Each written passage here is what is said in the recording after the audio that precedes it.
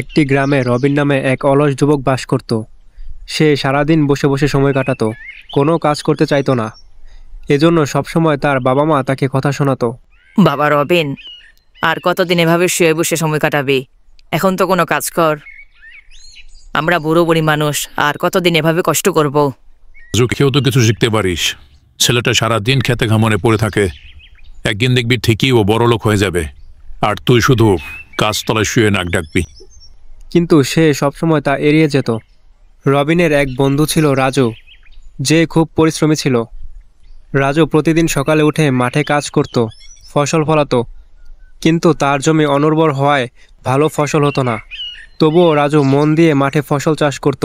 পাশাপাশি বাড়ির চারপাশে নানা রকম ফলের গাছ লাগিয়েছিল, সেগুলো বাজারে গিয়ে বিক্রি করত।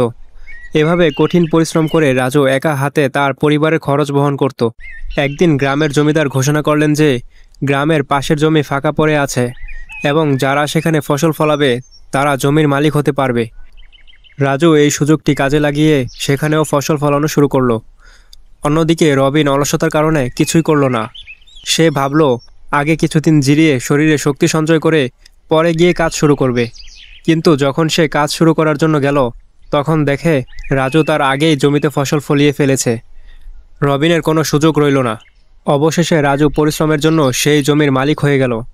রবিন কিছুই করতে পারল না এবং তার অলসতার জন্য তাকে শূন্য হাতে ফিরতে হলো। এই গল্পের শিক্ষা হলো, অলসতা মানুষকে জীবনে পিছিয়ে দেয়। যারা কাজ করতে দেরি করে বা অলসতা করে তারা সাফল্যের সুযোগ হারায়। পরিশ্রম এবং সময়মতো কাজ করা সাফল্যের মূল চাবিকাঠি।